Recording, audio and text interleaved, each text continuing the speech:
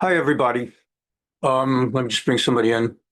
We'll have more people. This is called last minute, as you know. We originally had announced that there would be no Sunday class for the next 5 weeks. And then I realized that Rebbetzin Ellen's Yahrzeit is today. So it was kind of no way that we would not have a special meeting and commemorate Ellen's life briefly. What we're going to do is as follows. First, a memorial for Ellen, Zichron Livracha. And then we're going to, just pause a moment or two. Some people are here only for the memorial. And then we're going to do part two, which will be about an hour, of the history of Jewish New York. There's been a lot of talk the last week after the Democrat primary in New York about the end of the Jewish century in New York. Jews are still going to be living there, but Jews no longer are the dominant force in New York. And I thought, to be on a positive note and to stay away from politics today, we would instead just, Ellen had two things, she had a lot of things she loved, but two of the things that Ellen loved, number one, were my Zoom classes on Jewish history. She loved those. She'd ask me about them all week. What are you going to cover? What are you going to? And she loved my classes, American Jewish history, world Jewish history, the history of the rise of the state of Israel on Zoom. So I felt I wanted to do a Jewish history, not the usual Sunday. And then I thought, after all the stuff in New York with the primary, why don't I do something very positive and look back on 100 years of how Jews really helped shape New York and New York shaped Jews. And then finally, a third thing, Ellen also loved the Food Network. Like, I love baseball. She loved the Food Network. Whenever I came into the house, the Food Network was on. Either she'd be cooking with it in the background instead of music, or she'd be sitting and watching it. And through her influence, I started watching Iron Chef. What am I doing watching Iron Chef? And Chopped, if you've ever seen Chopped, and the next Food Network star, and some Nazi in a restaurant who would straighten out restaurants, and anything that said the name Bobby Flay, and Andrew Zimmern she'd have that thing running all day long, all the foods. So in memory of Ellen, on her Yahrzeit, in addition to a history of America, of Jews in New York and how we shaped New York and New York shaped us, there will be a segment within it specifically about Jewish foods that got brought from the old country to New York. And from that, it became part of the American thing, like bagels. So there are going to be a couple of things like that. It's going to be very interesting. It'll be about an hour. I've talked too much. I begin now. May her memory be for a blessing. Okay. Thank you all for being here. More will come. In fact, let me mute all, because if I mute all, we won't have what happened once, where there was some very moving moments and someone in the background had stuff going on. Okay, here we go. First we optimize. All right, and here we go.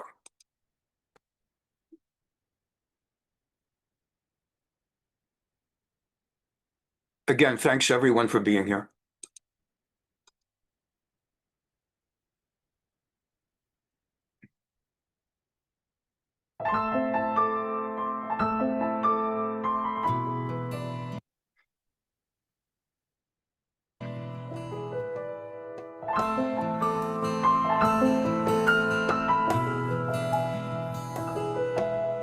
אשת חיל מי ימצא ורחוק מפנינים מיכה פתח בלב עלה משלל לא יחסר מלאתו טוב ולא רע כל ימי חייה תרשס מרופשתים ותעש בחפץ לבאר הייתה קוני או סוחר ממרחק תביא לחמה ותקום בעוד לילה ותיתן טרף לביתה וחוק מנערותיה זמם השדה ותיקחהו מפרי כפיה נתת כרם חגרה בעוז מותניה ותאמץ זרועותיה. כמה כי טוב שכר, לא יכבה בלילה נר הידיה, שילחה בקישו וכפיה תמכו פלר. כפה פרסה לעני וידיה שילחה לאביון, שירה לבית המשלג כי כל בית לבוש אני. מרהדים עשתה לה שש וארגמן לבושה, נודע בשער עם בעלה בשבטו עם זקני ארץ, סעדים עשתה ותמכור וחדור נתנה לכנעים, עוז ידה לבושה ותשחק ליום אחרון.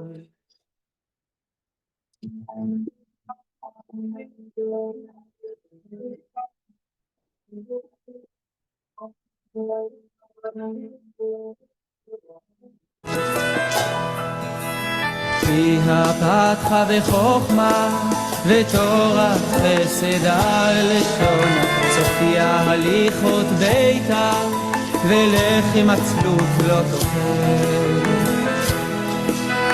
שם בניה וישרוה בעלה ויהלל הרמוז, בנות עשו חיל והטלית על כולנה, שקר החטא להבל היופי, אישה יראת השם התפללתנו לה מפרי ידיה והללוה בשערים הזיה.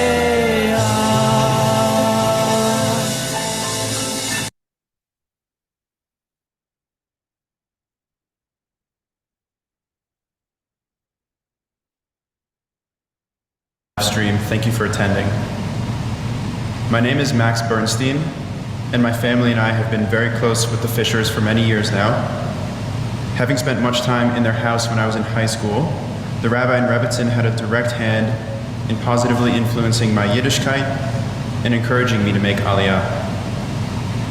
Today I will share Rabbi Fischer's hesped, or eulogy, and a few former members of his community will share a few words as well from Ellen. Beforehand, I would just like to say a few words from me and my family. My whole family feels that we lost a very dear, close friend. Ellen meant so much to us. Over the years, she hosted my family in her home over many Shabbatot, including hosting my parents-in-law and wife when we got engaged. Ellen was witty, full of wry humor, and one of the kindest people that we ever met. What we will miss most about her was her love of life and her love for her family and friends. Ellen would extend herself and go out of her way to do anything for anyone in the Bernstein family, as she demonstrated repeatedly. She welcomed us all into her home without hesitation, an example we strive to emulate in our own homes now. Our hearts are broken over her loss. I'll now deliver over the hesped that Rabbi Fischer wrote and requested me to read. In the 1500s, there was a very wealthy Jew in Krakow, Poland, who was perceived to be an unmitigated miser. He never seemed to give charity to anyone. As a result, he became known famously as Yossele the Miser. And yet, when he died, suddenly a crisis befell all the poor Jews in the shtetl. Each had been finding anonymous envelopes left at their doors every Thursday night for years, always with a note on it reading Likvod Shabbat, in honor of the Shabbat.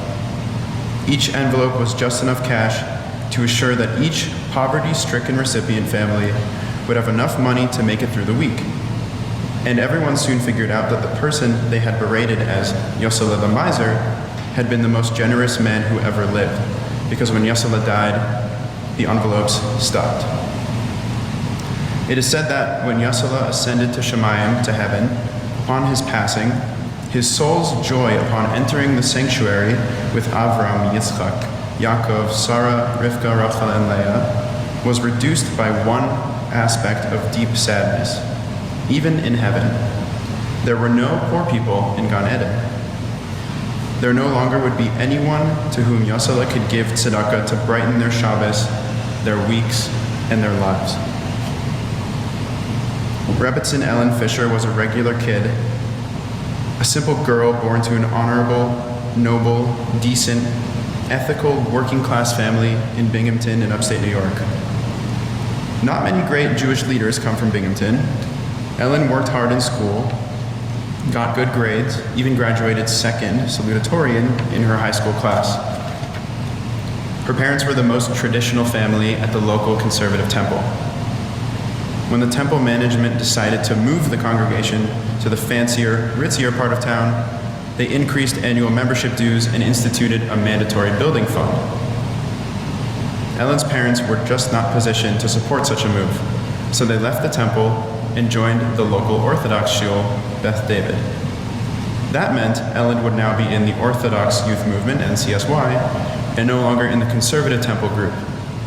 Ellen became an Orthodox girl with gusto. Ellen Groh would go to her grandparents for Shabbat lunch, and then would spend the rest of Shabbat day with her Binghamton NCSY friends. She loved NCSY conventions, where cool madrichim, or youth advisors, with long hair and guitars, would play Hebrew folk songs and zmirot, and everyone would dance and sing at kumsitzes. All of the gifts and skills, the passions and loves that would define Rebbetzin Ellen's life were now starting to display themselves and take root. Ellen went to Syracuse University, the best regional college in upstate New York, and she graduated 4th in her class. She ate her meals at the kosher food plan that brought all the Orthodox students together. That is where she met her first husband, and the son of Holocaust survivors who had been in the Warsaw Ghetto and then escaped to fight with the partisans. Her husband pursued a law degree, so brought Ellen with him to Los Angeles, where he attended law school. They ended up in the Valley Village community of the San Fernando Valley of Los Angeles, and they became active in the Yahrzeit congregation. Meanwhile, Ellen was developing a career. She once had spent summers packing potato chips for Frito-Lay and remembered having to take long showers to get out the feel of oil. Later, she became a secretary at an insurance company where salesmen harassed her because she was beautiful and they could get away with bothering her. She finally went to her boss crying, and he put an end to it. But Ellen aspired for more. Rebbetzin Ellen saw a job announcement at UCLA's Audit and Advisory Services, and she applied. She was hired and became a certified fraud examiner and a certified internal auditor, a real CIA. She rose to become manager of investigations, investigating allegations of white-collar crime like fraud and embezzlement. She became a star in her field. University deans consulted her. Crooks feared her. One of her cases became so famous that it was written up in the Los Angeles Times. She became a member of the editorial board of the main magazine in her professional field. Her write-up of that famous case became the first chapter in the leading textbook in her field. But even as Rebbetzin Ellen was shining on her way to a sterling 31-year career as manager of investigations at UCLA, a whole other side of her was waiting to emerge. Full of energy, a fabulous dancer, a singer with a voice so sweet that her high school choir teacher told her she had perfect pitch. Ellen also wanted to touch people's lives religiously, and she wanted to have Shabbat guests that she could cook for. She certainly already had so many friends in the Yahrzeit community, people with whom she could sing in shul and dance on Simchat Torah, people for whom she could cook when they would visit for a Shabbat meal. Ellen loved to cook, and she was a great cook. The best kosher caterer in Orange County asked her for some of her recipes. But Ellen did not yet have a larger world to cook for, to sing with and to dance with. She still did not have a complete outlet for all of her gifts, her religious passions, and her greater Jewish aspirations. That all started to change on February 27th, 2000, when she accepted a phone call from Rav Dov Fischer. Ellen's first marriage had ended after 21 years, and Rav Fischer's had ended after 25 years. On that night, they talked for 4 hours, each with a sore throat, croaking like two frogs in a Budweiser commercial. 3 nights later, they met for dinner at 7 p.m. They started talking about their respective humble working-class family roots, their shared values, their commitment to centrist Orthodox Judaism, their dreams for the future. 3 hours later, at 10 p.m., the waiter came and asked, "Are you two going to order anything at all tonight? They're about to close the kitchen." That first night, Rav Dov and Ellen found themselves deeply in love. It was just a matter of waiting a few days before telling each other, because neither one wanted to seem unbalanced. For the next 20 years, Rav Dov and Ellen became inseparable. They found that they liked mostly the same things. Rav Fischer agreed to watch an occasional cooking show on TV, and Ellen would let him watch baseball. They both loved Seinfeld and Srugim, but they were particularly devoted to Judaism, to Torah, to spreading love, and to caring.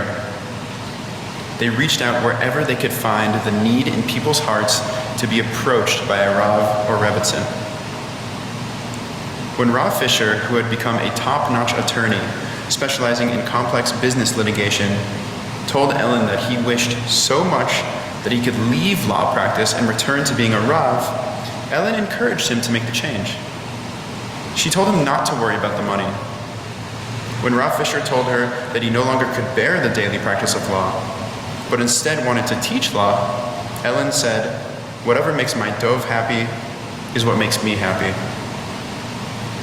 When Rav Fischer explained to Ellen that he had a passion to write on secular, political, and Jewish religious issues of the day, Ellen said, "If that makes you happy and fulfilled, if that is what you feel called to do, then do it. And don't worry about the money.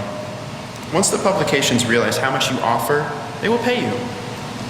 And if they don't, all I want is for my Dov to be happy." And Rav Fischer's new pursuits opened the door for Ellen to realize her own passions and life dreams that this little girl from Binghamton never imagined possible. Their home became a center for Torah. Every week, more than 100 people came in and out of their home, whether to attend the Tuesday night Chumash class, the Thursday night Talmud class, Sunday morning women's advanced Torah text class, the Friday night minyan, the Sunday morning minyan, or to participate at the Friday night Shabbat dinner group of 15 young professionals ages 28 to 45. Individuals came to the house for pastoral counseling. Boys came to study for bar mitzvah, girls came to learn Rashi, Hebrew, and davening. Prospective couples came for prenuptial sessions. Rebbetzin Ellen also taught Kala class to prospective brides. Teens came to learn Gemara or Navi, the book of prophets, with Rav Fischer, to start learning some conversational Hebrew to prepare for their planned Aliyah moves to Israel. Couples came to discuss difficulties at home.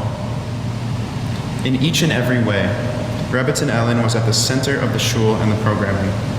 On Tuesday nights, after 2 hours drive home from LA to Irvine on the jammed 405, she set the table and took out the cookies and crackers for Chumash class. On Wednesday nights, while Rav Fischer taught law school, Rebbetzin Ellen shopped for Shabbat cooking. And on Thursday night, while Gemara class was going on, she was in the kitchen cooking a magnificent 4-course meal every week. For soups, she might be making her fabulous homemade chicken soup or vegetable soup or lentil soup. Then there was gefilte fish. Then the main entree might be her brisket or her London broil or her kokavin chicken or her roast beef. There would be her lakshan kogel or her broccoli kogel or her 3-color vegetable kogel. She always included a vegetable. And then dessert. She was an amazing cook.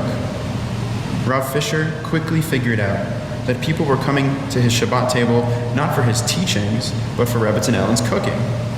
And once they were there, Rav Dov and Rebbetzin Ellen would lead with the singing of Zmirot, Shabbat table songs. With Lisa Pearl, who became one of Rebetzin's most valued friends, as were Judy Lapine, Barbara Walensky, Denise Fitzpatrick, Ruth Book, and Marlene Schiffer, everyone would sing for an hour, ending with benching. There was not a facet of the shul where Rebbetzin Ellen was not central. For Sunday morning women's class, she laid out a huge brunch and then sat and participated in the intellectually rigorous 2-hour class. When people came for meals, she was there at the sink, towel in hand, to guide newcomers through the Netilat Yadayim, blessing recited while washing before eating bread. Before Hanukkah and Purim parties, she would sit on the phone all day, making dozens and dozens of phone calls to assure a great attendance. At the Pesach Community Sedarim, she co-hosted every Seder with her husband. These were dreams she never even knew that, as a girl from Binghamton, she could dare to dream. When she asked Rav Dov early during their courtship, "Will you allow me to have regular Shabbat dinner and lunch guests during our marriage?" he responded, "Let's go out right now and buy as many pots and pans as you can keep busy." They proved to be an amazing couple. The same sense of humor, similar inside references. As Rav Dov has said, it would be narcissistic to say that no couple ever loved each other as much as we, but it definitely can be said that no couple ever adored, admired, and deeply loved each other more than we.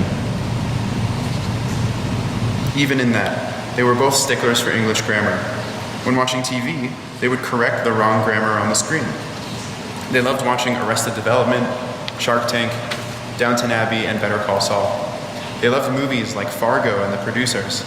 They loved driving 20 minutes to the kosher-certified Krispy Kremes for a donut and coffee, or spending an hour at a coffee bean.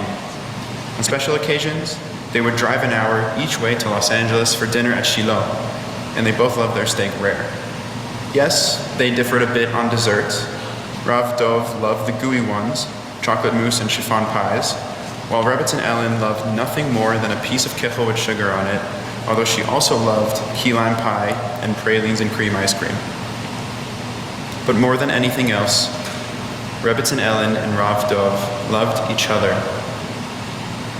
At the Friday night Shabbat table, she would not allow any other person, even those who helped with the serving, ever to serve the Rav's soup except for her.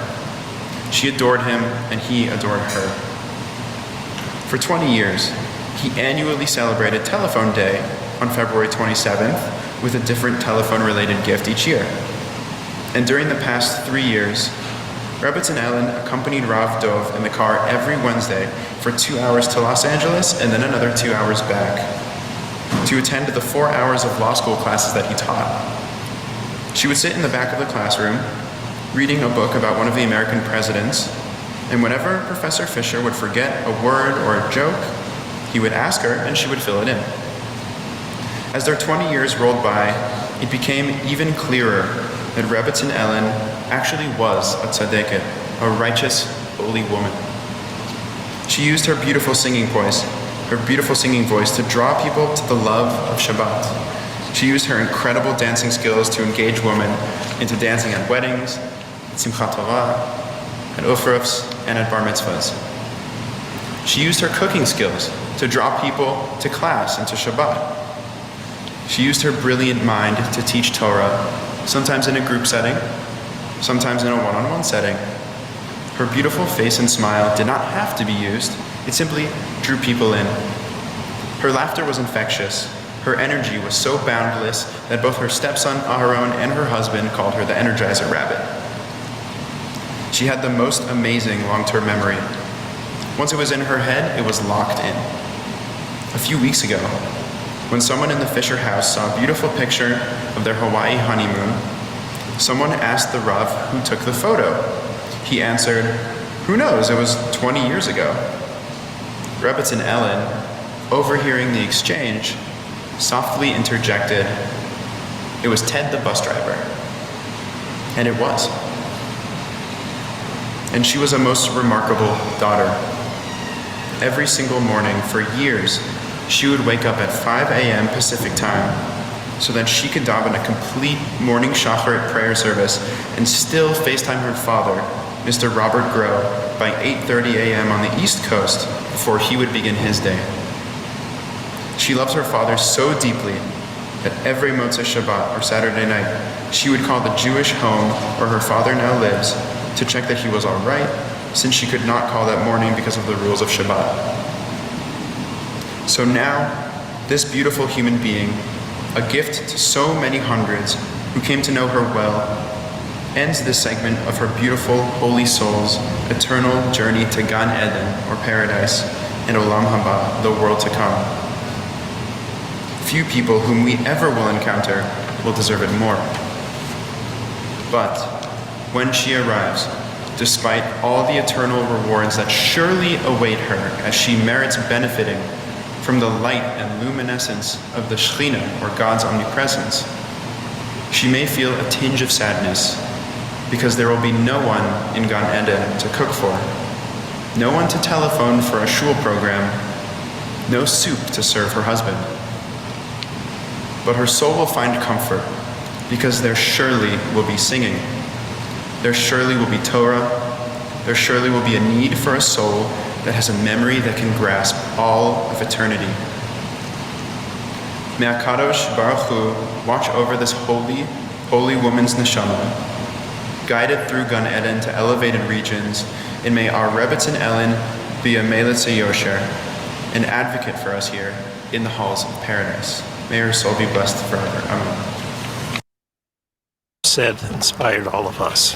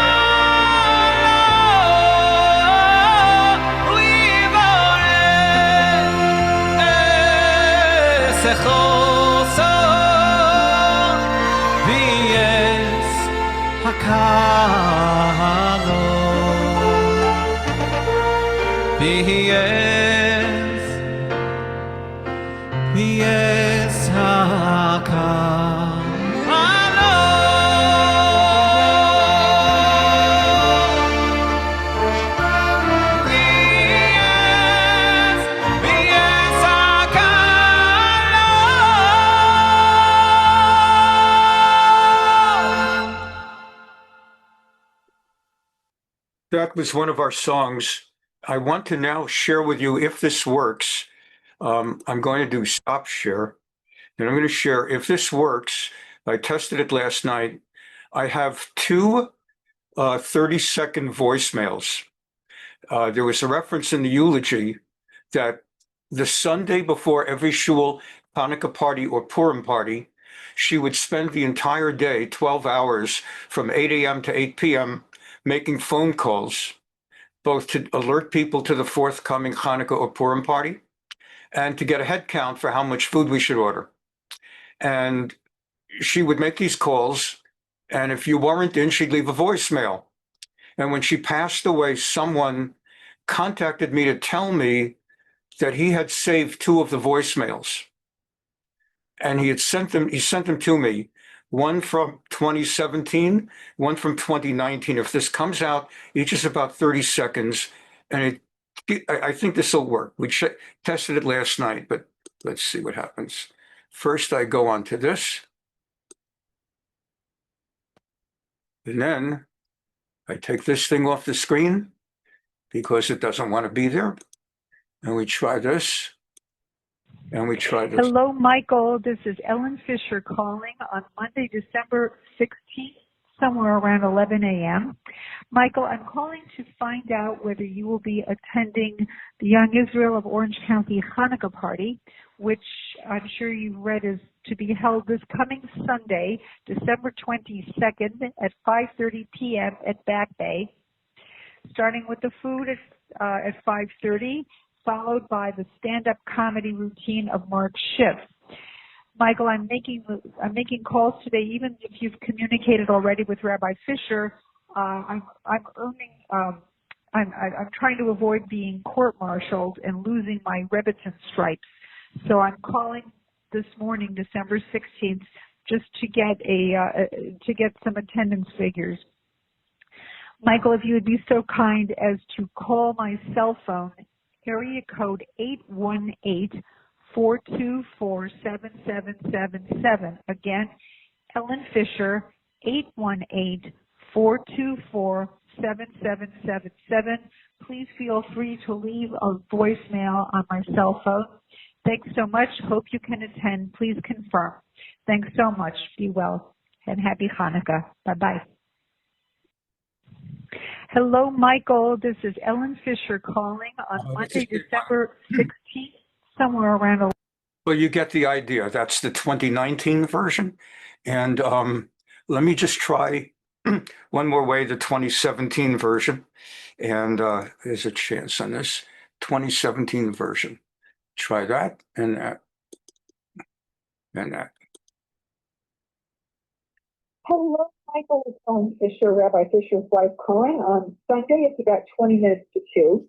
And I'm calling because I'm trying to develop a head count for food and feeding purposes for the Young Israel of Orange County Hanukkah party, which, as you probably know from Rabbi's emails, will be held next Sunday, December 17th at the Back Bay Conference Center, otherwise known as Irvine Lane, 5:30 p.m. We will have the candle lighting followed by a buffet dinner, followed by a program. And the details of the program are in the rabbi's email.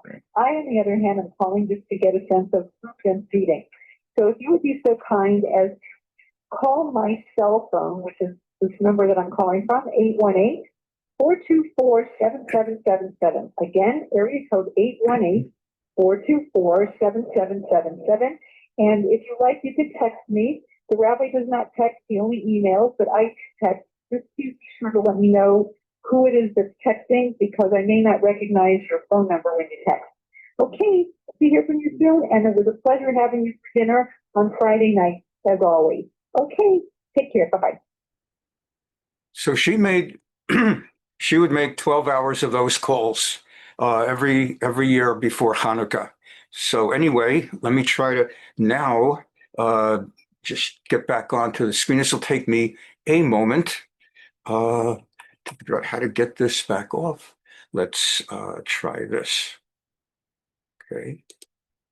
Okay. So finally, one more piece of music, and then we'll be closing this part of the morning, the memorial service, and then we'll come to the history program that I mentioned in Ellen's memory as well.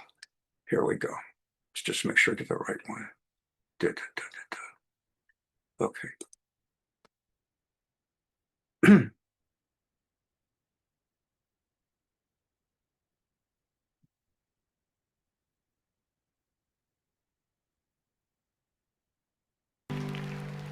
going to sing you a song that is dedicated actually to my late wife.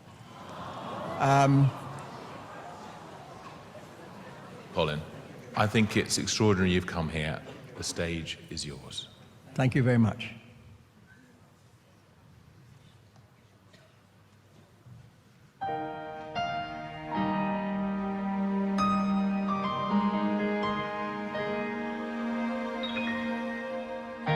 It must have been cold there in my shadow.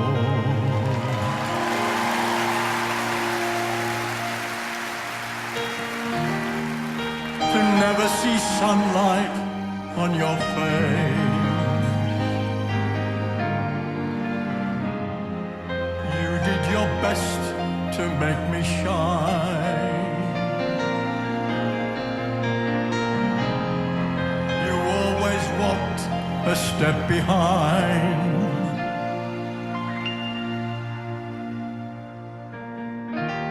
I was the one with all the glory, while you were the one with all the strength. Beautiful face without a name. I never once heard you complain.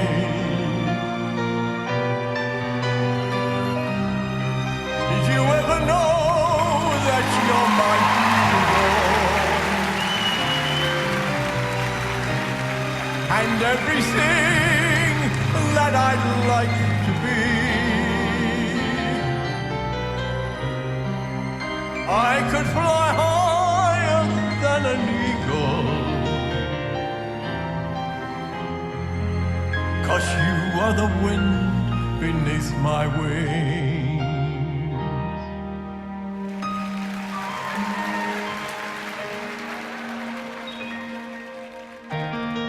It might have appeared to go unnoticed, but I have it all here in my heart. I want you to know I know the truth. I would be nothing without you. Did you ever know that you're my hero? And everything that I'd like to be. I could fly higher than an eagle. You are the wind beneath my wings.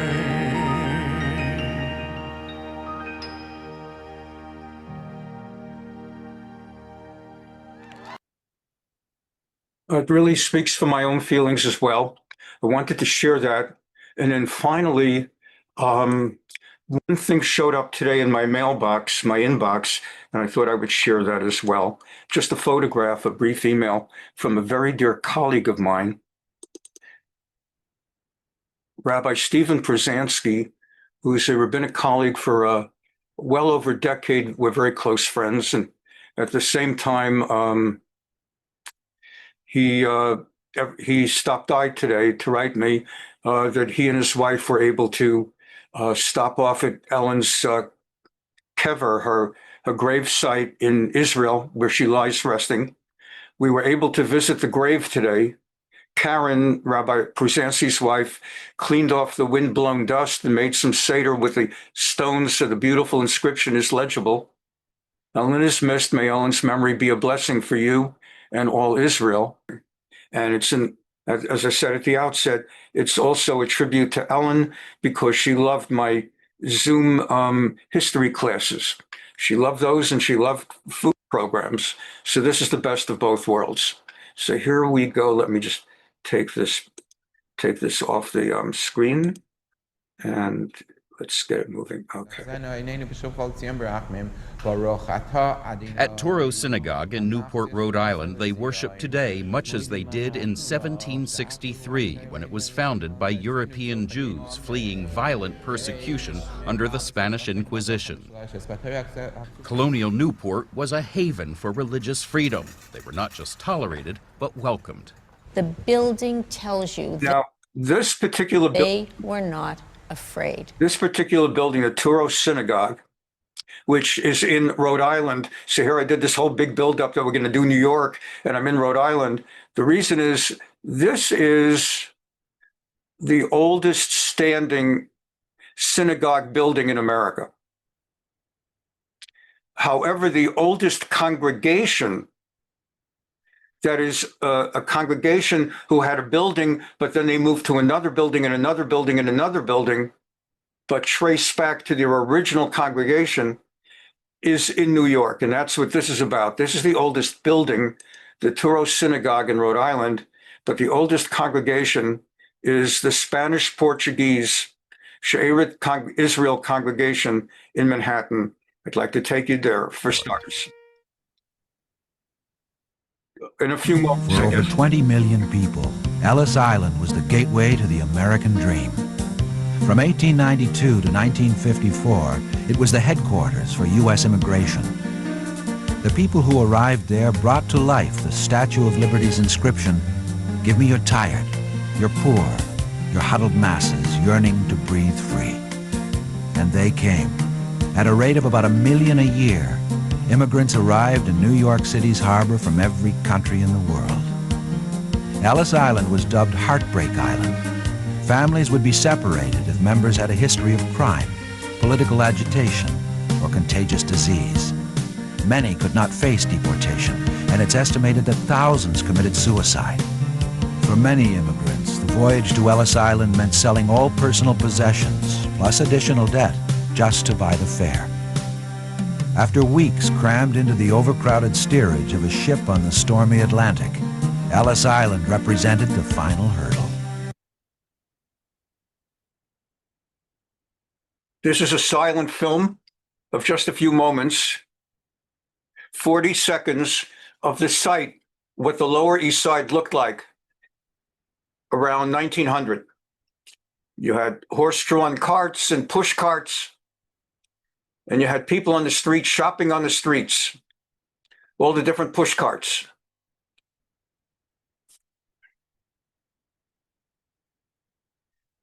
And that's where you bought all your wares, W-A-R-E-S. People sold clothing, schmontas, whatever. These were the early immigrants. Metro NYC Tours will take you on a journey of a bygone era as you walk the streets of what was known as the Jewish Lower East Side.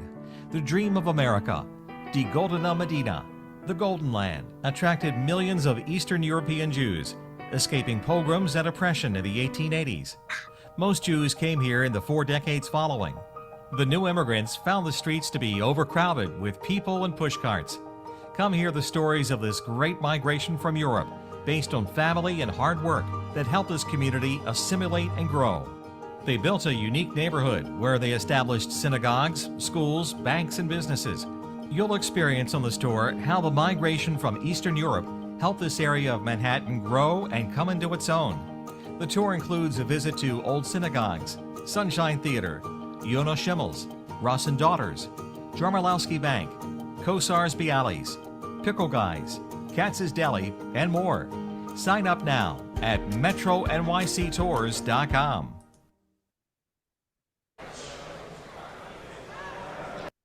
Most everyone among us, there may be a few exceptions, most everyone among us actually traces back, came to that period. From 1881 to 1914, 3.25 million Jews came from Eastern Europe.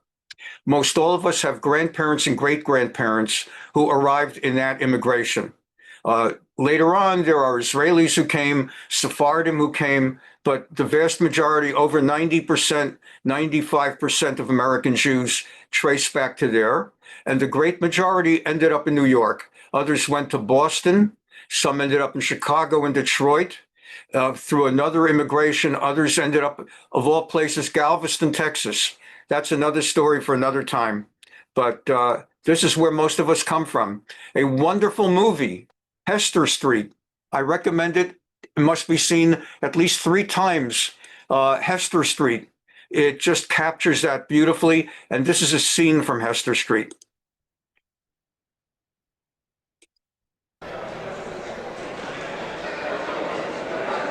Here in this scene, Yaakov, who has changed his name in America to Jake, he came first to the New World.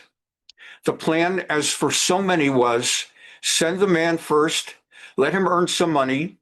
When he earns money, because you couldn't earn that kind of money back in Russia and Poland. When he earns enough money, he'll buy tickets and he'll send for the wife and kids to come. And in this scene, he's at Ellis Island. He knows his wife and kid, a little boy, are somewhere in that crowd, and he's come to pick them up.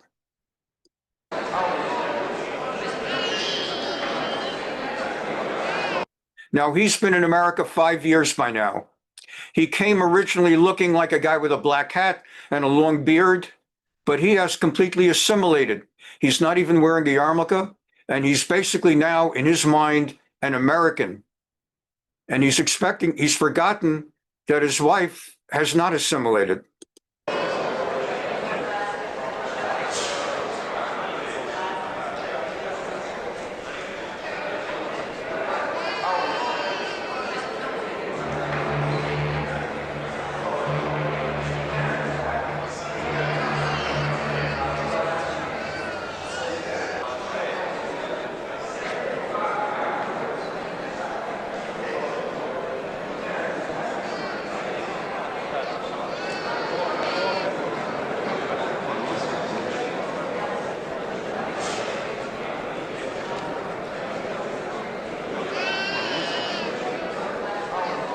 She doesn't even recognize that that's her husband because he's changed so much. He has shaved his beard. You know.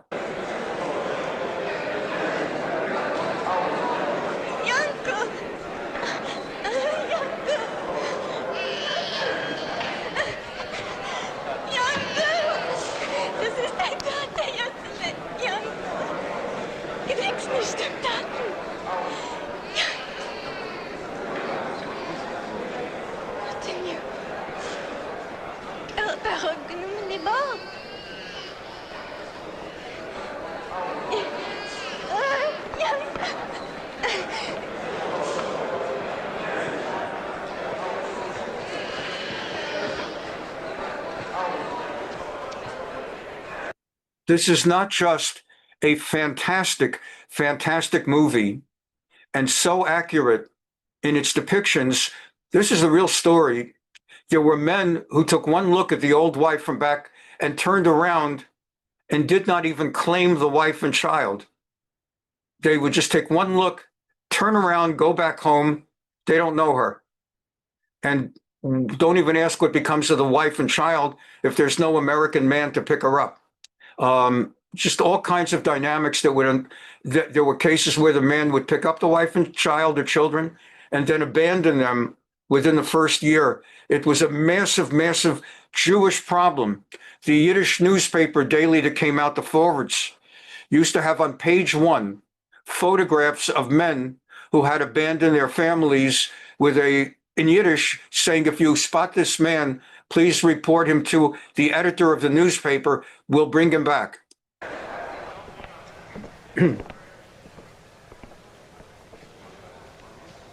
Grover Cleveland was the president. Bringing this woman in.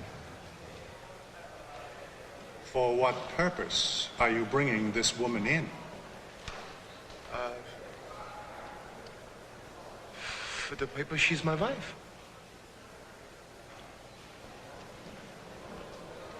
That's your son?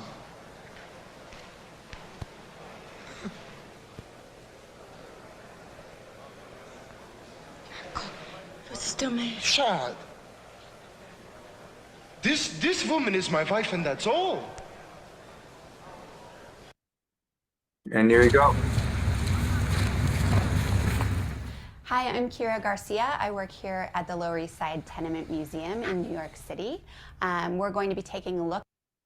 One of the proudest moments in my 42 years as a rabbi, or 43, was when Barbara Walensky, who is here today, was on a tour in New York of that very tenement museum we're looking at now. And as the docent was talking about something or asking something, everyone in the audience, in the group, they didn't know the answer, but Barbara did. And he said, how did you know it? Barbara said, because I went to Rabbi Fischer's Sunday morning American Jewish history class. So can't be prouder than that.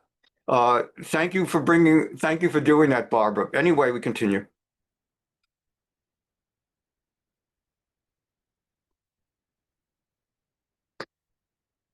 Look at our historic tenement building, which was built in 1863. About 7,000 immigrants lived here between the years of 1863 and 1935. Some of what you see around you is original to the building's construction in 1863, and this handrail that I'm holding onto right now is one of those things. So every resident of this building, all 7,000 of them, use this same handrail. So here we are in what was once the home of the Confino family. The Confinos were a Jewish family from a part of the world which is now Greece. They lived here in this apartment, which is 3 rooms, about 325 square feet, as all of our tenement apartments are, with 10 family members. So 2 adults and 8 children of varying ages. So in the early 20th century, when the Confino family lived here, they would have enjoyed a few amenities which were relatively new, including gas light and running water. These amenities presented a tremendous improvement on the way earlier residents had lived. So when this building was originally built, there's no running water, there's no source of interior light, whether gas or electricity, and there's really not much in the way of housing regulation in those days. Flash forward a little bit to the early 20th century, and the Tenement House Act has changed that. So these lovely new amenities that the Confino family would have enjoyed did not come about magically overnight. This is a long-fought battle that goes all the way to the Supreme Court before tenement residents can enjoy interior light and running water and flushing toilets in the hall as well. The Tenement House Act is a culmination of activism on the part of middle-class reformers who start to understand how tenement residents are living and the sometimes deplorable conditions of tenement living through photographs, through the photographs of people like Jacob Riis, which are really well known today. They're still very important historic documents. And when these reformers start to fully understand that tenements are making people sick, they're contributing to high infant mortality rates, people begin to feel that something must be done. And through this activism, ultimately, we get the legislation that enforces a change and improves the health and the lifespan of people who live in buildings like this one.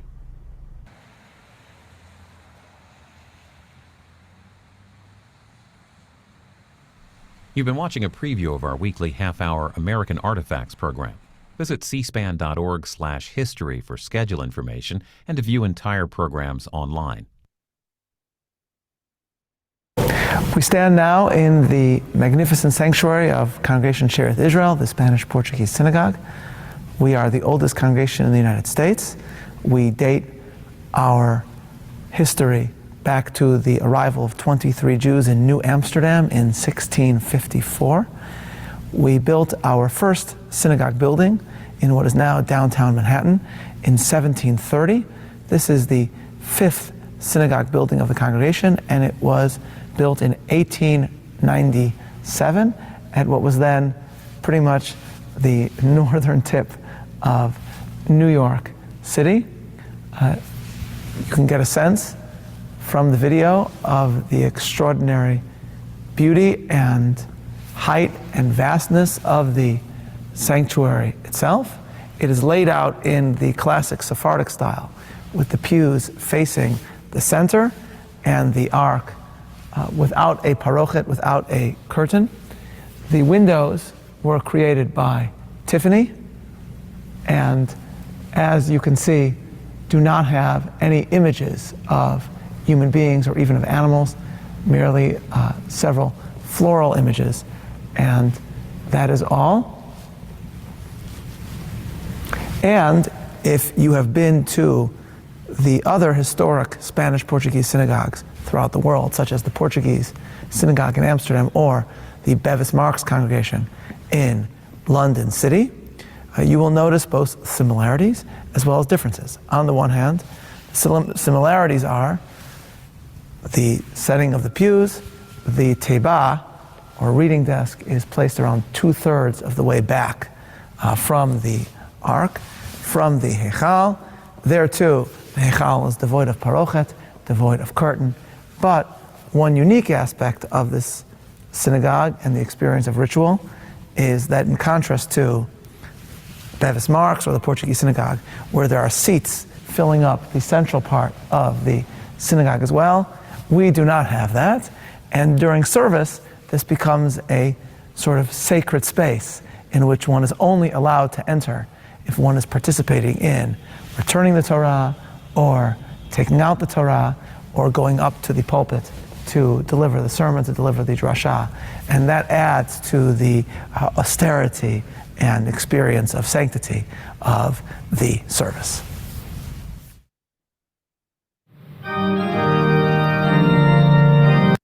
The other one I'm taking a moment at in about a minute is the most famous Reform temple in New York, because it's just very, very famous, Temple Emanuel. And this also, these are the two foundational buildings, a synagogue and a temple.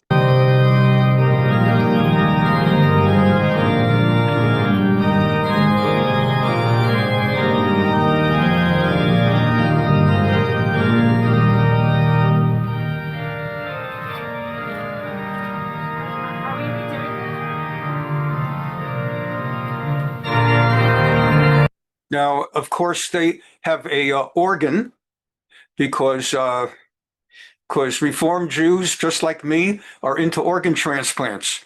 And so they have organ because that's what the German Protestants, Christians had. The other thing about Temple Emanuel that was very famous is that for Friday night, whereas an Orthodox Jew knows that Shabbat begins when the sun goes down, sunset is when we light candles, and that's when Shabbat begins. But with Temple Emanuel, year-round, Shabbat begins Friday at either like 4:30 or 5:30, because they had a contract with WQXR Radio, which is owned by the New York Times. And the New York Times ownership were Reform Jews, the Ox and Sulzberger families, Arthur Ox Sulzberger and them.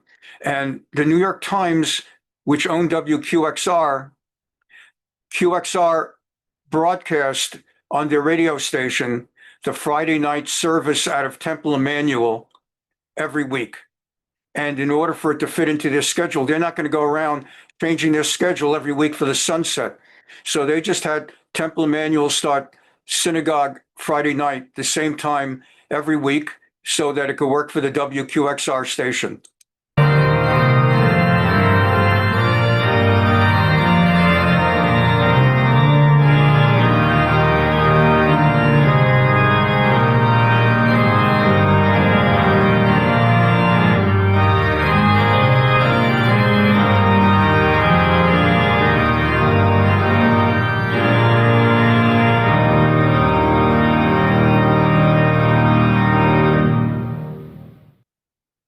The difference is in the taste. Manischewitz. What a wine. Manischewitz. Are you the man from Manischewitz? Yes. Have you got the blackberries from my wine? Uh-huh. The European blackberries? Yep. The luscious European blackberries? Right. The big luscious European blackberries? Well, they're blackberries. My good fellow, Manischewitz blackberry wine is 100% pure. The luscious flavor is natural. That's why we can say the difference is in the taste. So I repeat, Have you got the big, luscious European blackberries? Oh, big, they're not. Next. Are you the man from Manischewitz? Yes. Have you got the blackberry? Oh. The European blackberry? Yes, The luscious Listen, European blackberry? Manischewitz taste like grapes right off the vine. Imported sun-drenched berries make the berry wines divine. That's why this famous label is your natural flavor sign. Manischewitz, man, oh Manischewitz, what a wine. Oh, dear, that's it. Specially sweetened, a proud product of Manischewitz Wine Company, New York. He later plays Hogan's Heroes. He's Hogan in Hogan's Heroes. Hi, here's one of my new favorites. You've heard of Sammy Davis Jr. So this is another commercial. This one's a TV commercial. Manetta, gentle Almanetta, Almanetta from Manischewitz wine. Has a kind of nutty taste, has a kind of gentle taste. Nutty taste, gentle taste, nutty taste, gentle taste. Almanetta, Almanetta, gentle Almanetta, Almanetta from Manischewitz wine. Try some after dinner tonight. It's delicious.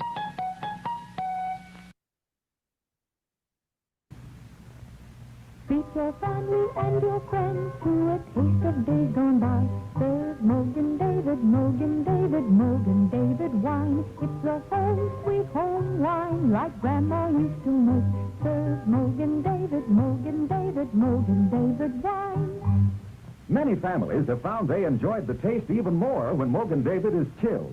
Kept in the refrigerator, Mogan David not only tastes best, but it's mighty convenient, too. Always handy to serve at mealtimes, when playing a friendly game of cards, or as a treat while watching television.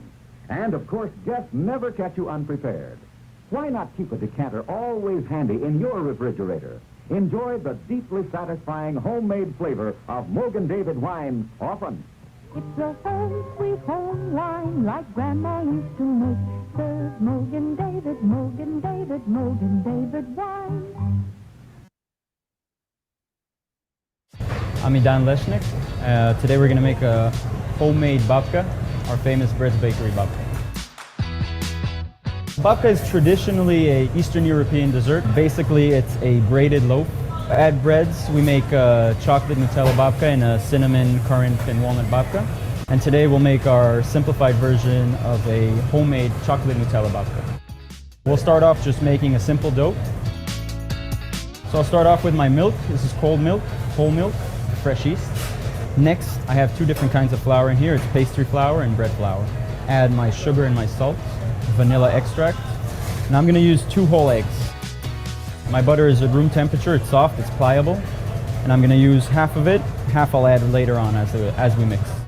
So I'm going to start off at low speed just to incorporate the dough. So once my dough is starting to come together, I'm going to crank up the speed just a little bit. Now I'm going to start adding the remaining of my butter. So once the butter is completely emulsified in my dough, that's when I stop it. And then I like to transfer it to a table and start kneading. So basically I'm just kind of folding the dough over on itself. That's how I'm getting the gluten to develop. What I'm looking for is for the dough to become, I would say, homogeneous. And that's ready. I'm going to flatten it out. I can leave it between 2 to 12 hours in the fridge, and then I can work with it. So I'm just going to flour a table really lightly. I'm going to use my rolling pin. I'm just going to start from the center and roll out. So part of the reason why I like to rest my dough longer, the longer it rests, the easier it is to roll it out. You have to feel the dough, you have to know the dough. Eventually you'll know when the dough is fighting you back. And if it fights back, it's just like it's like a human being. It reacts to whatever you do to it. All right, that was pretty good. Now I'm gonna start the fun process. It's getting dirty. I'm gonna start with a hazelnut spread. Just spread everything right on top of the dough. I'm gonna spread the bittersweet chocolate. Now don't go crazy with this because it's gonna be pretty heavy once you bake it. Now the next thing is, it's fun, it's the shaping part. So you're gonna start at the left edge. With my thumb, I'm lifting the edge of the dough. And we're just gonna roll it really tight into a roulade. Now the tighter you roll it, the better with this one. I'm gonna use my serrated knife and I'm just gonna cut lengthwise across the log. Now I'm gonna divide this dough into half, and now each half I'm gonna divide again. You see all those layers? So now shaping, it's a very simple twist. Key thing is just to keep the layers facing up. So I'm gonna start off with an X and I'm just gonna twist them.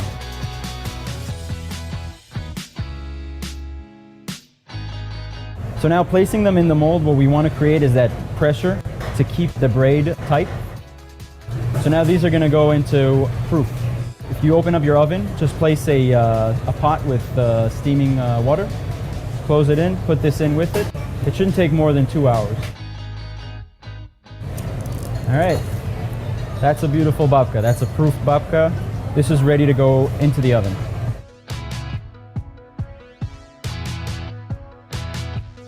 Ellen could watch things like this for hours. Right. That's the prettiest babka ever. So once the babkas come out of the oven, we're gonna lightly coat them with syrup, and the syrup acts as like a preservative. Honestly, anyone can make this, and I don't think any home baker should be afraid of making babka. It's pretty easy, and it tastes amazing. And we made 4 babkas out of this, so you got 4 new friends out of these. Thanks for watching, and good luck making our beautiful babkas at home. Where food comes from, where food is grown, where food is made, does that change what the food is? Bagels are a really good example of that because the answer is yes. Jewish bakers in Krakow were banned from selling bread. And in the 17th century, when Jews were allowed to sell bread again, their round rolls had developed into bagels. In the 19th century, American wheat, which had really high gluten content, came into the Polish market. Bagels became even more popular. But bagels really become the thing that we know them as in the New World. Traditional bagel work was terrible, done at night, incredibly hot, incredibly dirty. A combination of government regulation and organizing meant that gradually over the 20th century, the conditions of making bread got better and better. In New York, the Bagel Bakers Local 338 was this incredibly powerful union. They could shut down bagel making at a whim, and part of that control was there were no machines. It was all done by hand. They were all Jewish men who went from being working class, not having any money, in terrible conditions, to, through the power of their union, being middle class. And then this all comes crumbling down. The president of the BNC, the Bakery and Confectionery Workers Union, was corrupt. The union gets thrown out of the AFL-CIO. The AFL-CIO charters a new union, the American Bakery and Confectioners Workers Union. The Bagel Bakers Union in New York stays with the rump BNC. The Lenders, this immigrant family who had been baking bagels in New Haven since 1927, start experimenting with different kinds of machines and start making lots of bagels that they are able to freeze and allow them to then ship their bagels around. First the Catskills, and then they wanted to go to New York. And that set up this fight. New York bagel bakers go down to Washington to picket the AFL-CIO for supporting what they considered to be scab bagels. 1967, they're kind of forced into a strike. And the strike goes on, and the union never comes back. Bosses break the union, replace a lot of the workers with machines. I would say nobody has had a New York bagel since 1967. What made a New York bagel was that it was made by hand by these old Jewish men who had passed their traditions down from father to son. And that stopped being true. The Lenders were Jewish, so there was still clearly a Jewish union, but the members were increasingly non-Jewish. And that's what happened in New York also. You start getting bagels that look like this, that are really fat. They eventually go stale, but a traditional bagel goes stale in 5 hours. A lot of the members, who at this point were middle class, remember, they go to other cities that have large Jewish populations and open up the first bagel stores there and really spread the gospel of the bagel. The largest bagel factory now is in Mattoon, Illinois, making 1 million bagels a day. The irony of the bagel, this very Jewish food, becomes popular, but the version that is known and is eaten is no longer very Jewish. As cities have become popular again, urban food has come back, and new ways and new questions about how to be Jewish has come back.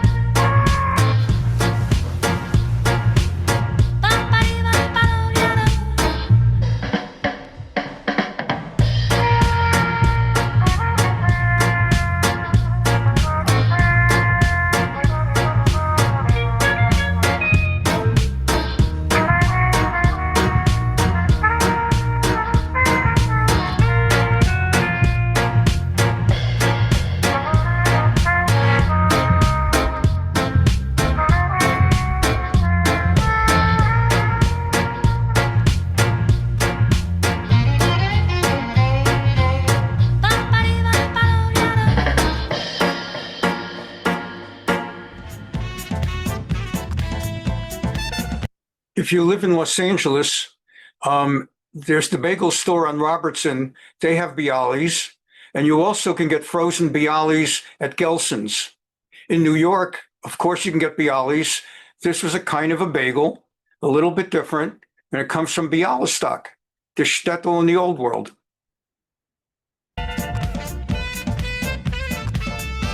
Okay, that looks like babkas. I know we learned about babkas.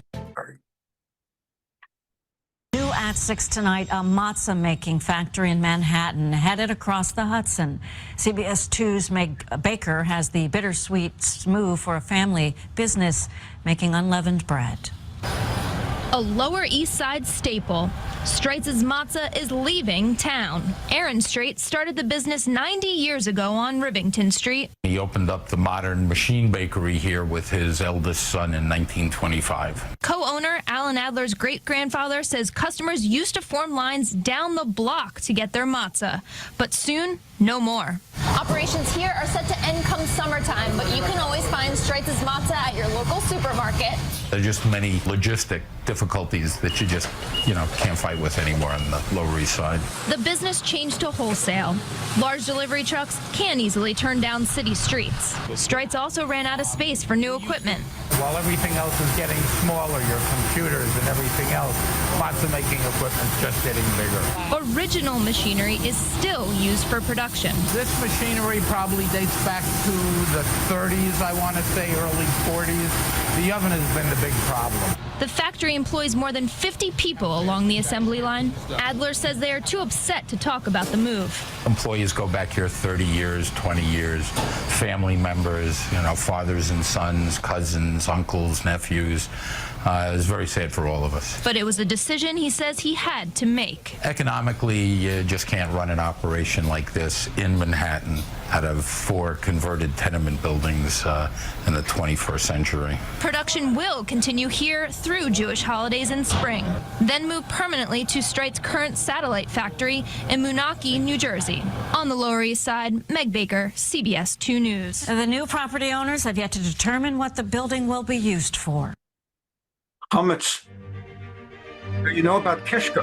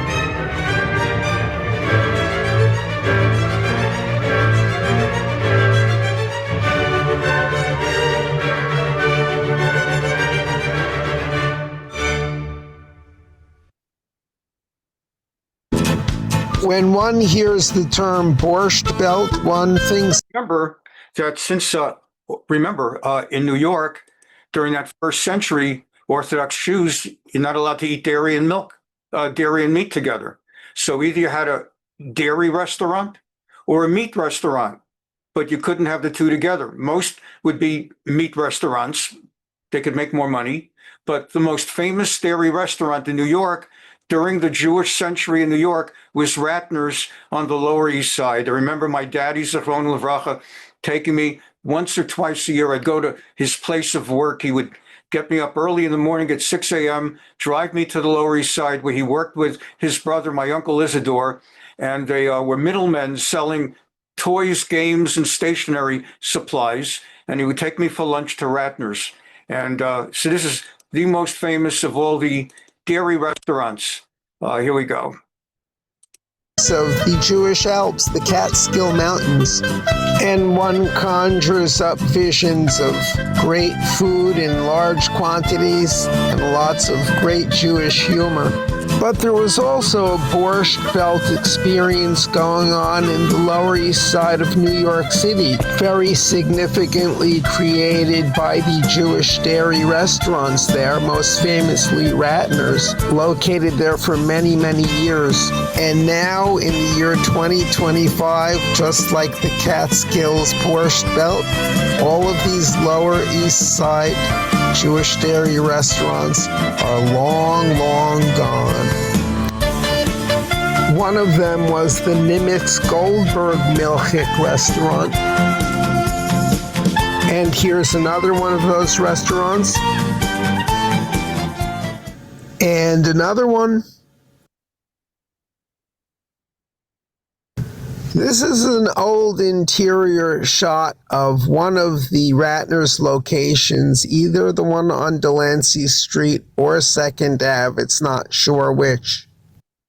Very sadly, changing demographics in the Lower East Side, as well as changing tastes in cuisine, spelled the end for these restaurants. Kosher restaurants today are in different locales, and often the decor is done in the sleek style, which is popular today. The cuisine itself has also changed, with a lot of influence now from what is called nouveau cuisine, emphasizing colors, textures, and incorporating influences from many areas of the world, including Asia, the Middle East, etc. But for a Jew, the main thing about nouveau cuisine is that the portions are so much smaller. The beautiful Borscht Belt experience and the old Lower East Side of New York City are no more, which is a real shame, but different opportunities have opened up for the Jewish community elsewhere. And another day has dawned as time marches on, bringing difficulties and yet at the same time new wonderful opportunities. If you like this video, I hope you subscribe to the channel and smash that like button, and we'll see you next time back here on Randolph's Rants. In the meantime, was the famous Katz's Deli worth the hype? I think everyone visiting New York knows about the legendary pastrami. The closest thing to a deli here in Irvine would be the Kosher Nosh, OC Kosher Nosh. A deli, an old-fashioned, for those of you not from New York, or if you are from New York and remember, Katz's Deli was the #1 landmark deli. Sandwich at Katz's Deli. So after like my 5th bagel of the day, we headed there, and luckily at night there's almost no line. We of course got the pastrami with mustard, and it only costs like $30. Yeah, it's expensive as hell, but totally worth the experience. The pastrami itself is epic and super tasty, but the vibe of tourists getting yelled at by the bouncers at the door is exactly what I wanted. Make sure to get an order of the pickles too. That's probably the best thing on the menu. Would you pay $30 for a sandwich?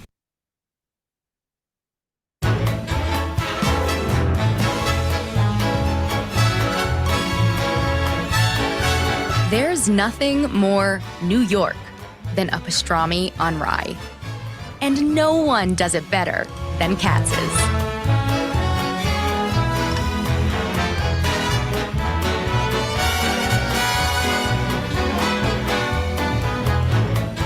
I've tried to eat deli all over the world, but the only place to have it is New York City. Had to have it at Katz's.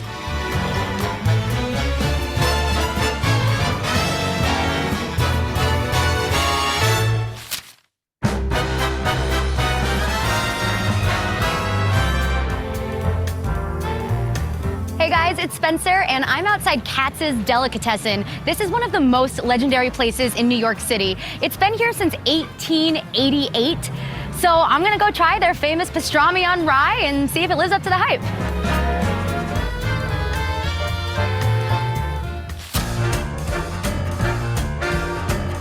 Katz's Delicatessen has been a New York institution for over 130 years. The old school deli is like a living museum. Not only is it the oldest Jewish deli in New York, but it's one of the only delis of its kind still in operation at all. Coming to Katz's is a is a throwback, it's a snapshot in time, it's being connected to your parents, to your grandparents, to your great-grandparents, to your great-great-grandparents, because they all came here.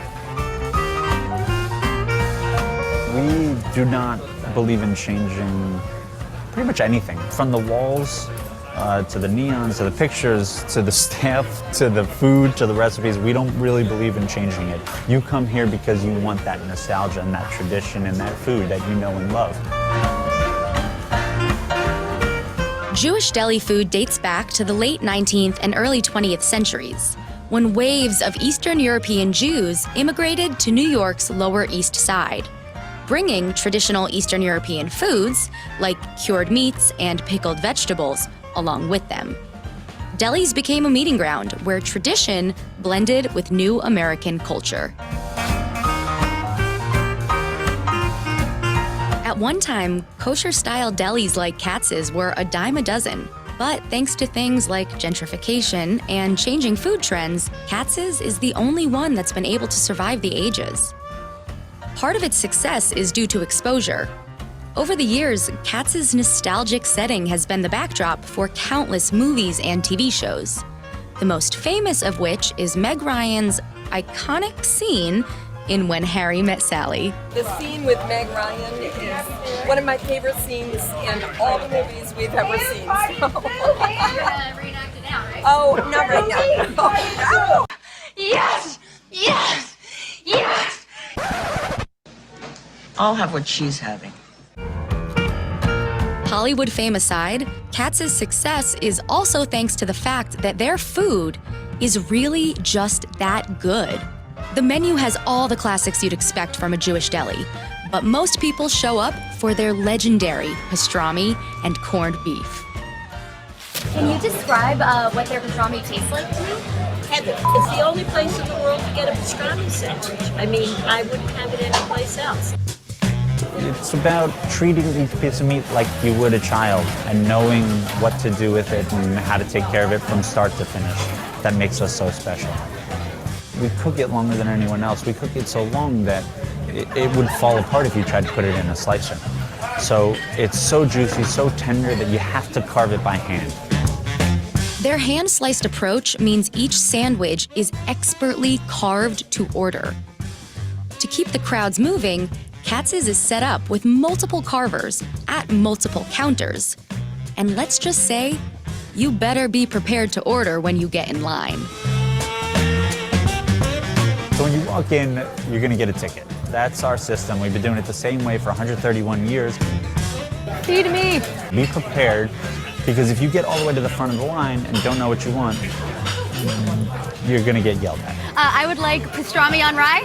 But you already know what you want. You want a pastrami, you want some latkes, you want some matzo ball soup, you're good. No problem, don't worry about it. So that was the easy part. Finding a seat is the hard part.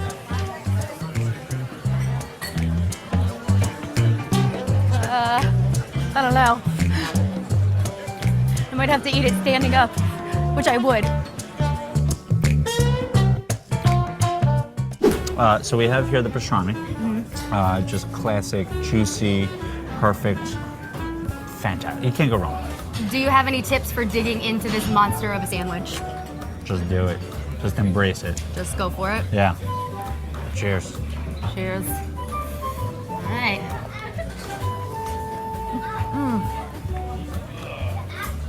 Oh my God. Go for it. How many time you? All right. I'm gonna take my bite. That is unreal. Really good. Oh man. Give me one of those napkins. I gotta fix my face.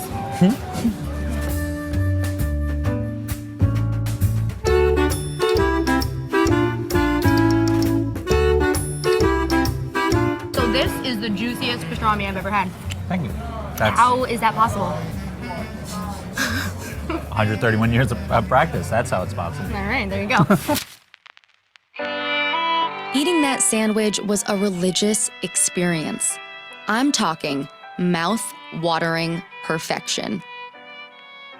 Even still, it almost took a back seat to the actual experience of just being in that noisy, chaotic room. literally surrounded by Katz's history. Photos from everyone who's come before, and signs from a near-forgotten era. All of it a reminder that Katz's will always be here for you, just as it always has. Timeless, in a city barreling toward the future.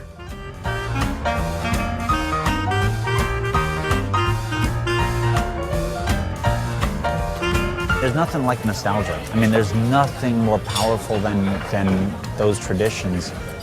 I can't believe that this is my life, and this is what we get to do for a living, is to preserve a tradition and make people happy, hopefully. So it's humbling, and it's a wonderful, wonderful place to be.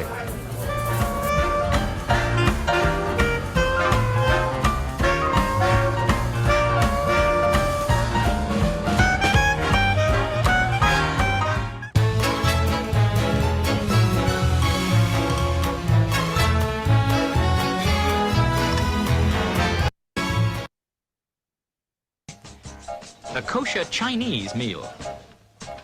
This was Shmuka Bernstein on Essex, the first ever kosher Chinese. It's at Bernstein's on Essex Street, where East meets East.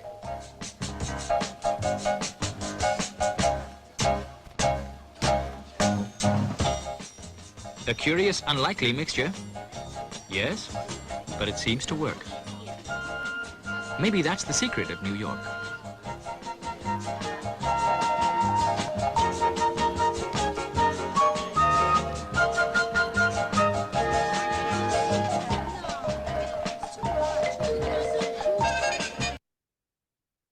In May of 1902, something heavy came smashing through the front window of the Lustgarten family's kosher butcher shop on the Lower East Side of New York City. A protester had.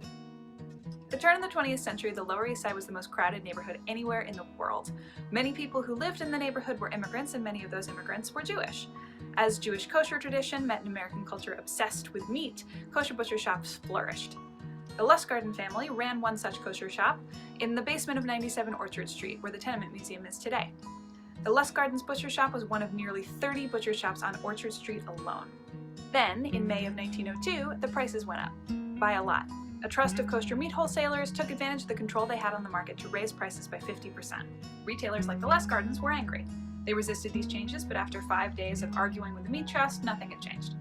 They saw no alternative but to pass the increased cost onto their customers. So who were their customers? Women. Jewish women. Women who fed families and balanced budgets inside the local tenements alongside husbands and children who were garment workers, pushcart peddlers, house painters. These were not wealthy people. They were outraged at the meat trust and unimpressed with the retailers' weak sauce attempts at resistance. On May 14th, two Lower East Side women, Sarah Edelson and Fanny Levy, gathered together their friends and neighbors to plan action. No woman was to buy kosher meat until prices went down. They didn't call it a boycott. They called it a strike. Because caring for their families was work. It was their work. Starting the morning of May 15th, hundreds of women streamed into the streets of the Lower East Side. They picketed. They spread leaflets. They went door to door in their tenements, pressuring their neighbors to join the cause. The newly formed Ladies' Anti-Beef Trust published a letter in the Yiddish socialist newspaper, the Jewish Daily Forward.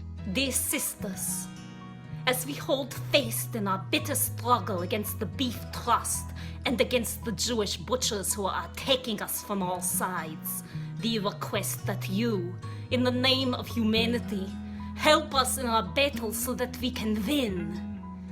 We began this great struggle out of need. Our sorrows drove us, despite the fact that we Jewish women are in principle calm and quiet. The butchers have raised the prices of meat so high that it is no longer possible for us to eat meat. And where calm and quiet didn't work, they found other ways to keep the strike going. On Friday, May 16th, women across the city broke into butcher shops and hurled meat into the street. As meat collected in the gutters, women gathered it up, piled it in the middle of the street, doused it with kerosene, and set it on fire. As the days wore on, strikers shouted and shoved at the scabs who crossed picket lines. They snatched wrapped chickens out of the arms of customers as they tried to flee back to their homes. They barged into kitchens and bakeries to pluck beef out of cholent pots. The police arrived to break things up. Protesters resisted arrest on the streets, while above them, supporters of the strike threw odds and ends at the officers from the windows of their tenement homes. All told, 85 people were arrested, 70 of them Jewish women. The New York Times published an editorial condemning the protesters. These rioters were plainly desperate. They meant to defy the police and were ready for severe treatment. They did not get treatment nearly severe enough, and they are therefore far more dangerous than they were before. The boycott was a success, but a limited one. By the time protests ended on June 5th, prices had dropped to 14 cents per pound of kosher meat. But they would rise again. As the movement gained success, men in the community increasingly attempted to take control and credit away from the women who had organized it. The strike ended, and the uprising women returned to their previous lives. But they too would rise again. 7 years later, in 1909, a 23-year-old labor organizer named Clara Lemlich stood in front of a crowd of shirtwaist workers in New York City and called for a general strike. The next day, 20,000 shirtwaist workers walked out of their jobs to join her. They were mostly young women from immigrant families living in tenement neighborhoods like the Lower East Side. Most of them were too young to have participated in the kosher meat strike of 1902. But maybe they remembered it. Maybe they remembered watching another immigrant woman stand in front of a crowd and call for a strike, insisting that she would not give her last cents to the butcher and watch her children go barefoot. Maybe they remembered what the crowd of women shouted back that time. We will not be silent. We will overturn the world.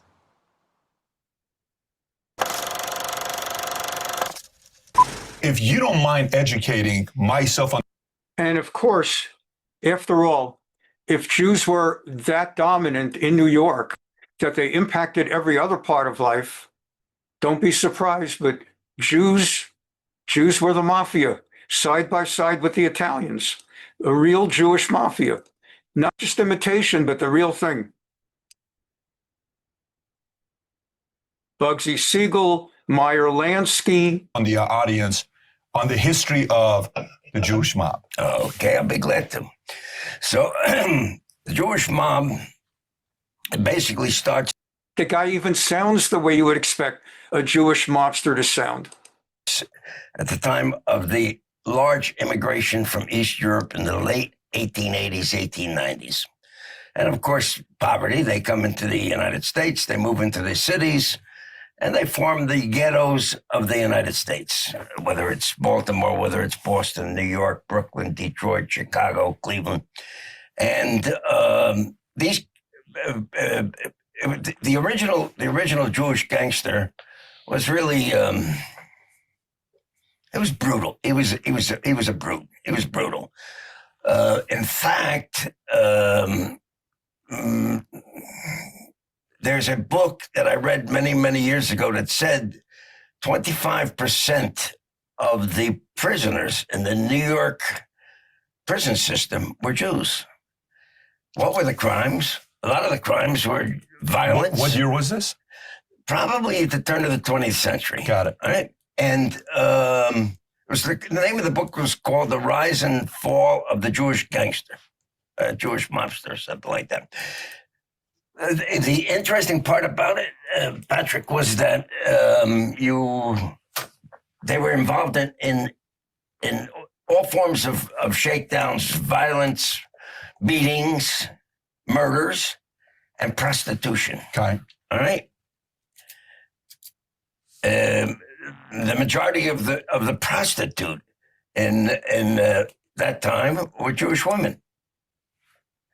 They'd come, they couldn't find their husbands, and the pimps would be waiting for them on the piers. Majority of the prostitutes in the 20s were Jewish women. Not 20s, late 1890s.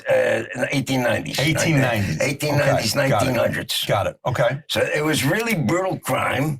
Now, the generation that comes up that was either born in the United States or had recently immigrated from Europe, let's say, for example, Meyer Lansky, Benny Siegel, Lepke Bullcoulter, My Father's World, and so forth. Some of them were born here, and some were born on the other side and came as young kids. All right? And I'm talking now post-1900. So these kids start as gangs, and what they want, it's control of territory, neighborhoods, and so forth, and the control of the ghetto. They had a responsibility as well. And that was to protect the ghetto from the being invaded and beat up by kids from other ethnicities. And so the pushcart vendors and the storekeepers, they would depend on these young kids to defend the neighborhood. The young kids were responsible to take care of the fathers, the uncles, the grandparents, the cousins, and everybody. That was the responsibility. The other way around. Instead of parents, it was the kids. The kids that took it. Very good point. So if you like this little short clip from an interview I did, click over here to watch the entire interview. And please don't forget to subscribe to the channel. Take care, everybody. Bye-bye.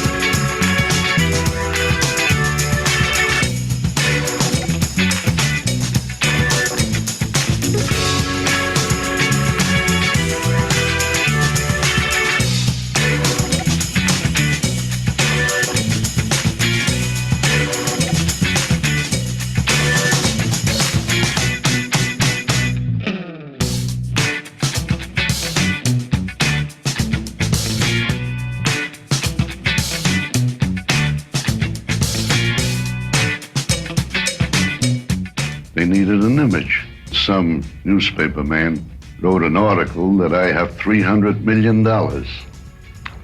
Well, I wish I had $1 million.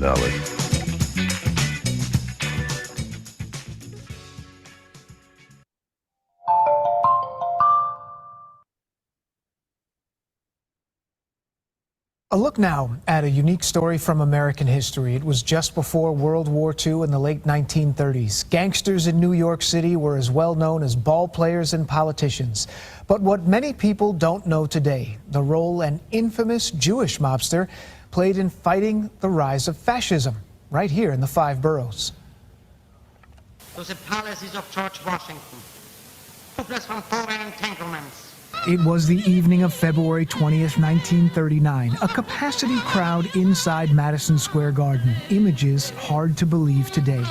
To the palaces of George Washington. 8 decades ago, they called it a pro-American rally sponsored by the German-American Bund, an organization based in Manhattan with thousands of members across the country.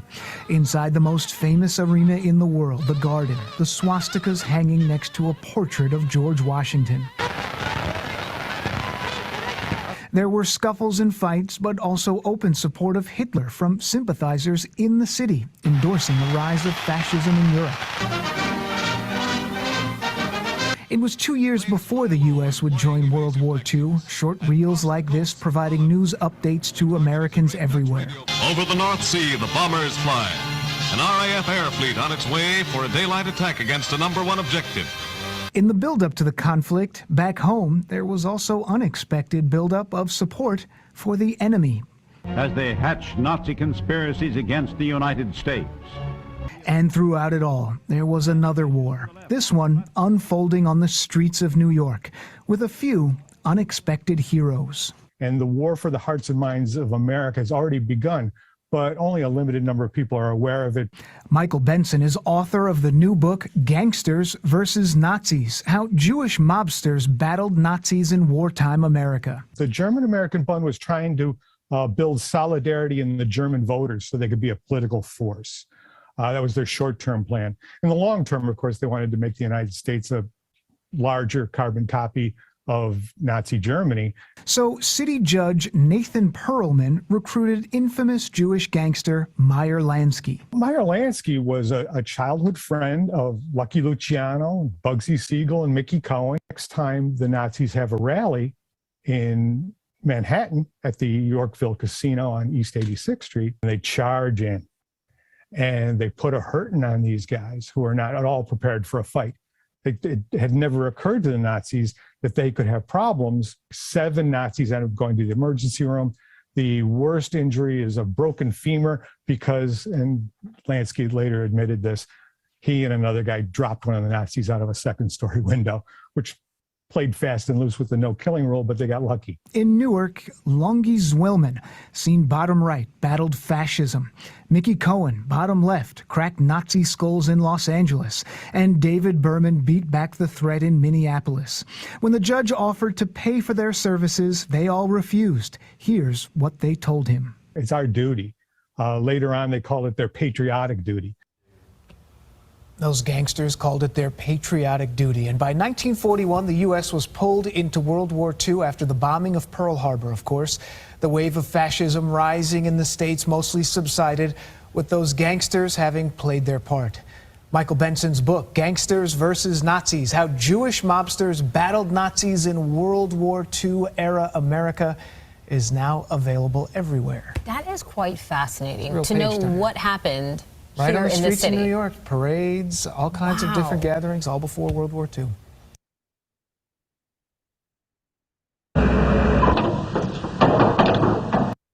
You've heard of the Three Stooges, and all Three Stooges were Jewish. Moe, Larry, and Curly. Moe Howard, Larry Fine, and Curly was Jerry Howard. They were all Jewish. And in one particular episode of the Three Stooges, they ad-libbed. It was not in the script. They ad-libbed in Yiddish. The idea was, in that episode, it was built on they're doing a Chinese laundry, Wang Hai Li hand laundry.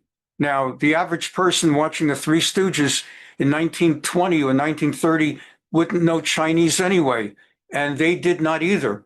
So where the script called on them to speak in Chinese, they instead spoke in Yiddish.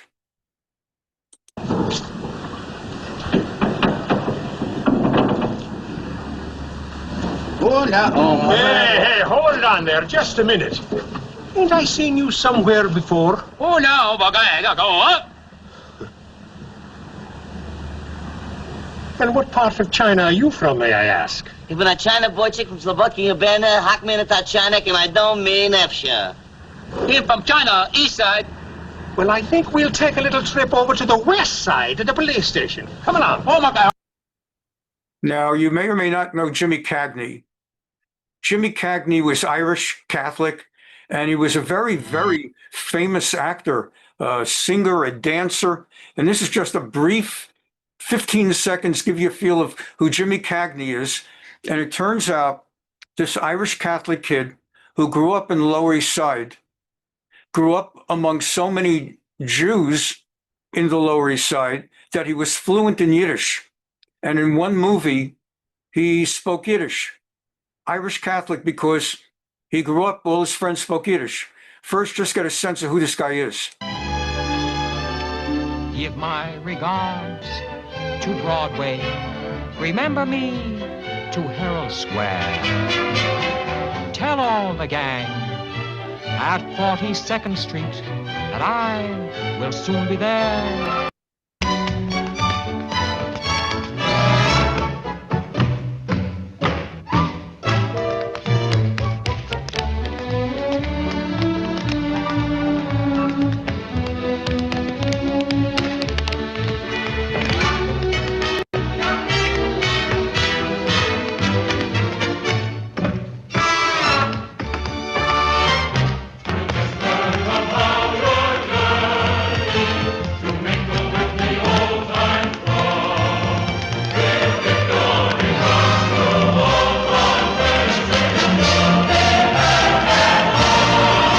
Okay, that's Jimmy Cagney. Herr Dentist! Was soll denn nehmen das? Versteht nicht? Ja, goyischer Kopf, ein Wort verstehst du nicht. Ich sag der plain Mama waschen.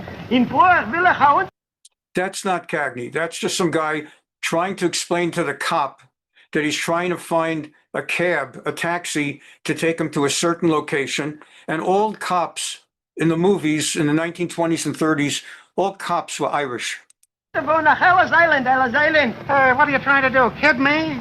All that I can understand is Ellis Island, Ellis Island, Ellis Island. What about Ellis Island? Wie willst du gehen? Ich will heute wohnen dann in Ellis Island. Mein Freund kommt mit 3 Kindern. Ein von Russland. Mein Name allein ist der George Soros. Und wir so gehen unter dem in Ellis Island. Ich verstehe. Du willst gehen zu Ellis Island, dabei bist du. Und dann? Du bist eigentlich hier. Nu, wo ist denn er? Shake it. Hab sich rein. Nolan. What part of Ireland did your folks come from? Delancey Street, thank you.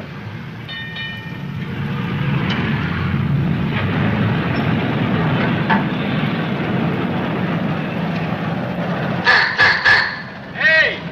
Hey, buddy! Pull up, let me out of here, will you? What do you want, the whole block?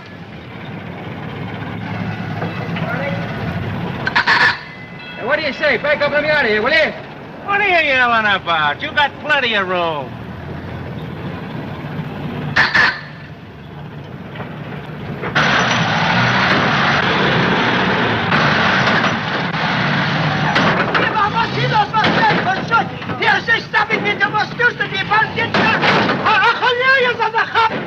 Is waiting for him. Good, good. I'll beat the lemon off. What's the idea? What's the big idea? Oh, ich soll mir nicht sagen, was machst du? Da gib mir sagen, ich muss das sicher do. Gut. Sie setzen uns Medizin,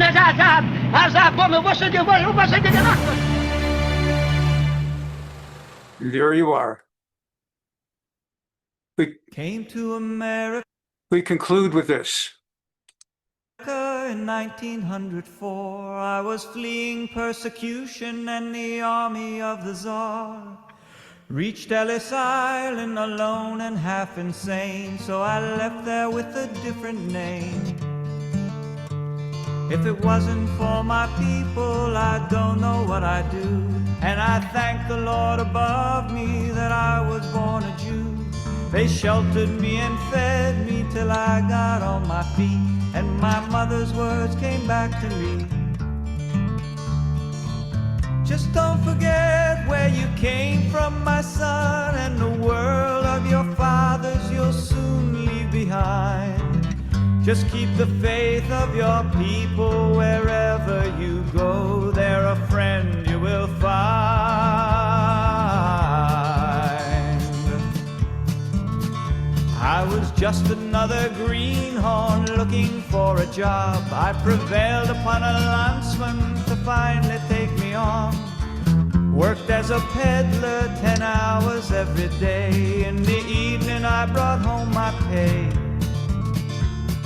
Scrimped and I saved till I put enough aside. Then I sent it to my father, his passage for to buy. Money for the steerage and money for the bride. It was 4 years since my mother died. I won't forget where I came from, my mother. Each day in the synagogue I pray for you. I built a life for us here in America. How proud you would be if you knew.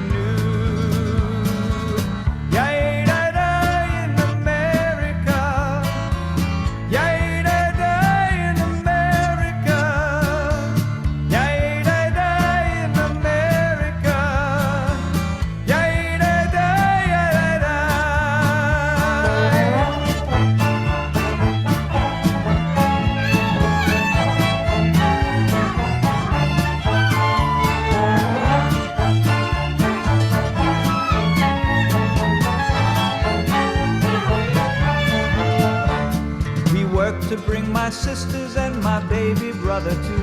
Then we moved up to New England near some people that we knew. I made a bit of money in Boston's old North End, which we gradually learned how to spend. A bunch of little citizens I brought into this world, but most of them were no goods who squandered while I toiled. Sophisticate Americans they very soon became. Of their father they would grow ashamed. Just don't forget where we came from, my children. The world of our fathers is what made us strong. Don't sell your souls for the thrills of America. What price must you pay to belong?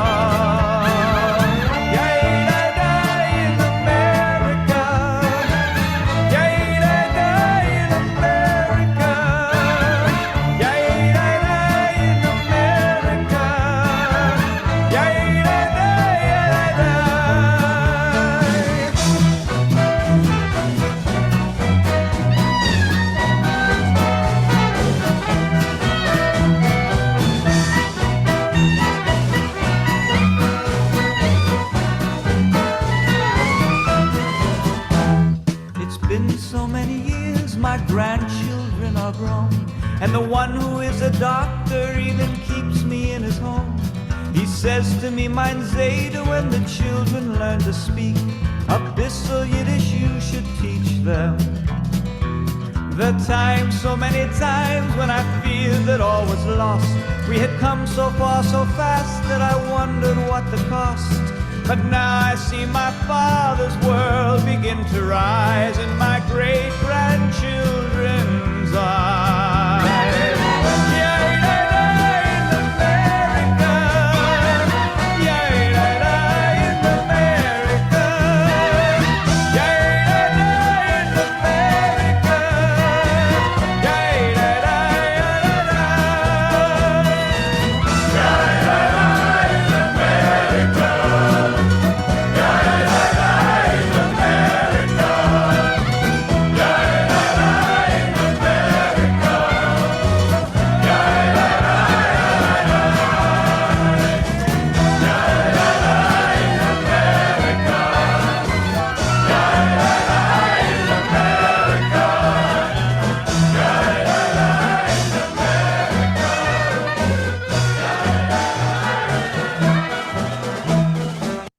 I want to thank everybody for being here today, helping us both remember Ellen, and at the same time, for this special program, looking back at the Jewish impact on New York, her culture, her sociology, and her foods.